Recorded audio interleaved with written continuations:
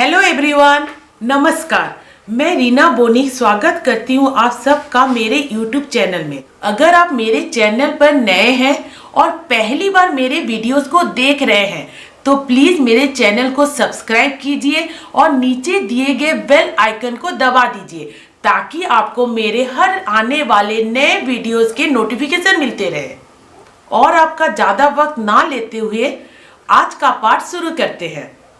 आज मैं आपको कक्षा 8वीं के ज्ञान सागर पुस्तक के पाठ 8 दोहे को पढ़ाने जा रही हूँ। इसमें हम लोग कबीर, रहीम और बिहारी जी के दोहे पढ़ेंगे।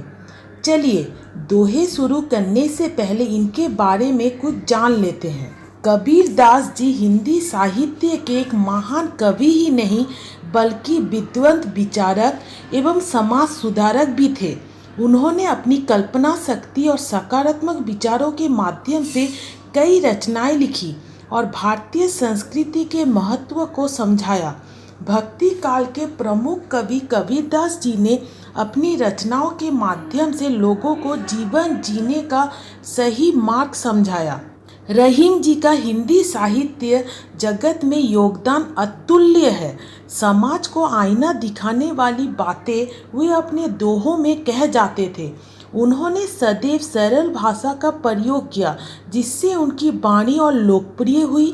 रहीम कलम और तलवार के धनी थे और मानव प्रेम के सूत्रधार थे। बिहारी हिंदी के रीतिकाल के विख्यात महाकवि थे। वे अपनी प्रमुख रचना सत्सई के नाम से जाने जाते हैं।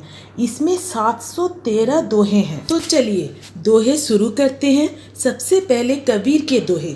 जाति ना पूछो साधु की, पूछ लीजिए ज्ञान, मोल करो तलवार का, पड़ा रहने दो म्यान। इन पंक्तियों में कबीर जी कहते हैं कि साधु या सज्जन व्यक्ति से कभी उसकी जाति नहीं पूछनी चाहिए बल्कि उसके ज्ञान को समझना चाहिए। जैसे म्यान में पड़े रहने वाला तलवार का मोल होता है, ना ही म्यान का। म्यान यानी तलवार को ढकने वाले खोल का। कहने का अर्थ यह है कि व्यक्ति के रंग रूप को नहीं उसके ज्ञान को देखना चाहिए, क्योंकि ऊपरी दिखावट का कोई मोल नहीं होता है। ठीक इसी प्रकार म्यान के अंदर रहने वाला तलवार का मोल है, म्यान का नहीं। तिनका कभू ना निंदनीय जो पायन तर होए, कभू उड़ी आखिन परे तो पीर घनेरी होए। इन पंक्तियों में कबीर जी कह रहे हैं कि एक छोटे से तिनके की कभी निंदा नहीं करनी चाहिए जो हमारे पाँव के नीचे दब जाता है। वही छोटा तिनका अगर कभी उड़कर हमारे आँखों में आ गिरे तो काफ़ी गहरी पीड़ा दे जाता है। अर्थात कहने का अर्थ यह है कि हमें कभी भी छोटी चीज़ों की अवहेलना और निंदा नहीं करनी चाहिए, क्योंकि कभी कभी ये छोटी चीज़ें हमें बहुत तकलीफ दे जाती है। अर्थात हर किसी का अपनी जगह महत्व होता है। कुटिल वचन सबसे बुरा, जारी करे सब छार, साधु वचन जल रूप है, बरसे अमृत धार। इन पंक्तियों में कबीर जी कहते हैं कि कठोर वचन बहुत बुरे होते हैं, क्योंकि यह सब कुछ जलाकर राख कर देता है और उनकी वजह से पूरा शरीर जलने लगता है। ठीक इसके विपरीत सज्जन व्यक्ति की मीठी वाणी शीतल जल की तरह होती है और जब वे बोलते हैं तो ऐसा लगता है कि अमृत बरस रहा है। कहने का अर्थ यह है कि हमें हमेशा सबके साथ मधुर वचन बोलने चाहिए, क्योंकि कड़वे बोलने वाले व्यक्तियों को कोई भी पसंद नहीं करता है। चलिए अब रहीम जी की दोहों पर आ जाते हैं। कदली सी भुजंग मुख स्वाति एक गुण तीन, जैसी संगति बैठिए तैसे ही फल दीन। इन पंक्तियों में रहीम जी कहते हैं कि स्वाति नक्षत्र की वर्षा की बूंद तो एक ही है, पर उसका गुण संगति के अनुसार बदलता है। जब यह बूंद कदली यानी केला में पड़ती है तो कपूर बन जाती है, सीप में पड़े तो मोती और अगर भुजंग मुख यानी सांप के मुंह में गिरने से वही बूंद विष बन जाता है। अर्थात कहने का अर्थ यह है कि हम जैसे संगति में रहते हैं हम वैसे ही बन जाते हैं। रूठे सुजन मनाइए जो रूठे 100 बार, रहीमन फिरी फिरी पोहिए टूटे मुक्ताहार। इन पंक्तियों में रहीम जी कहते हैं कि अगर सज्जन व्यक्ति हमसे 100 बार भी रूठ जाए फिर भी हमें उन्हें हर बार मना लेना चाहिए। जैसे मोती की माला अगर टूट जाए तो हम मोतियों को फेंक नहीं देते बल्कि उन्हें वापस माला में पिरो लेते हैं। अर्थात कहने का अर्थ यह है कि सज्जन लोग मोतियों के समान होते हैं, इसलिए उन्हें अपने से दूर जाने नहीं देना चाहिए। बिगड़ी बात बने नहीं लाख करो किनकाय, रहीमन फाटे दूध को मथे ना माखन होए। इन पंक्तियों में रहीम जी कहते हैं कि अगर एक बार बात बिगड़ जाती है तो हम कितनी भी उपाय कर ले उस बात को बनाने की वह नहीं बनती है। जिस प्रकार एक बार दूध फट गया तो फिर हम लाख कोशिश करने पर भी उसे मत कर उससे मक्खन नहीं निकाल पाएंगे।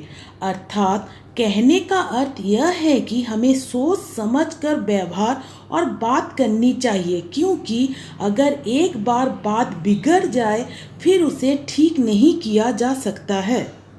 रहीमन निज संपत्ति बिना को न विपत्ति सहाय, बिनु पानी ज्यों जलज को नहीं रवि सके बचाए। इन पंक्तियों में रहीम जी कहते हैं कि जिस प्रकार मनुष्य की अपनी कमाई हुई ही दौलत उसे मुश्किल समय में सहायक होती है और दूसरा कोई उसकी सहायता नहीं करता है, ठीक उसी प्रकार बिना पानी के सूर्य भी कमल के फूल को सूखने से नहीं बचा सकता है। अर्थात कहने का अर्थ यह है कि हमें इतना जरूर कमाना चाहिए कि हम अपनी ज़रूरतों को खुद पूरा कर पाए और मुश्किल परिस्थिति में हमें किसी और का मुंह ताकने की ज़रूरत ना पड़े। चलिए अब बिहारी जी के दोहों को पढ़ते हैं। शीश मुकुट कटी काछनी कर मुरली उर माल, यही बानिक मो मन बसो सदा बिहारी लाल। इन पंक्तियों में बिहारी जी श्री कृष्ण के मनमोहक छवि का वर्णन करते हुए कहते हैं कि जिनके सिर पर मुकुट, कमर में धागे में पिरोया गया मोती, हाथ में मुरली और हृदय पर माला सुशोभित है, इस सुंदर रूप में आप सदा मेरे मन में वास करो, यही बिहारी जी की कामना है। अर्थात कहने का अर्थ यह है कि बिहारी जी भगवान कृष्ण से प्रार्थना कर रहे हैं कि आपकी यह सुंदर छवि सदा मेरे मन में बसी रहे। सोहत ओरे पीतपट श्याम सलोने गात, मनो नीलमणि शैल पर आतप पर्यो प्रभात। इन पंक्तियों में बिहारी जी श्री कृष्ण के श्याम शरीर की वर्णना करते हुए कहते हैं कि आपके सुंदर श्याम शरीर पर पीला वस्त्र इस तरह सुशोभित हो रहा है जैसे नीलमणि पर्वत पर सूर्य की किरणों की मनोरम छटा हो। अर्थात कहने का अर्थ यह है कि भगवान श्री कृष्ण पीले वस्त्रों में इतने मनोरम दिखते हैं जैसे नीलमणि पर्वत पर सुबह की पहली किरण हो। आखिरी पंक्ति पर आ जाते हैं। जप माला छापे तिलक, सरे ना एको काम, मन कांचे नाचे वृथा, साचे राचे रामू। इन पंक्तियों में बिहारी जी कह रहे हैं कि बाहरी आडंबरों यानी माला जपना, माथे पर तिलक लगाने आदि से एक भी काम नहीं बनता है और ना ही भगवान प्रसन्न होते हैं। कच्चे मन वालों का हृदय डोलते रहता है, परंतु भगवान तो उन्हें मिलते हैं जो सच्चे मन से उन्हें याद करते हैं। अर्थात कहने का अर्थ यह है कि भगवान दिखावटी भक्ति से नहीं बल्कि सच्चे मन से याद करने वालों के हृदय में बसते हैं। तो आज हमने कबीर, रहीम और बिहारी जी के दोहों को पढ़ा और समझा। आप लोगों को पता है इनके दोहे हमें बहुत कुछ संदेश देते हैं। जैसे कबीर जी के दोहे हमें यह संदेश देते हैं कि हमें साधु संतों की जाति ना पूछकर उनसे ज्ञान प्राप्त करने की चेष्टा करनी चाहिए। किसी को अपशब्द नहीं कहने चाहिए। मन को एकाग्र करके ईश्वर की भक्ति करनी चाहिए।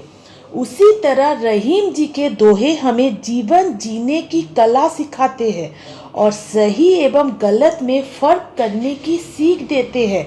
ये सर्वोपयोगी और सर्वकालिक है। और बिहारी जी के दोहों से हमें शिक्षा मिलती है कि हमें बाह्य आडंबरों को छोड़कर सच्चे मन से ईश्वर की भक्ति करनी चाहिए। इनके दोहे नीतिपूर्ण होते हैं जो हमें समाज में व्यवहार करना सिखाते हैं। तो मैं आशा करती हूँ आप लोगों को दोहे अच्छी तरह से समझ में आ गए होंगे। तो आज के लिए बस इतना ही। धन्यवाद।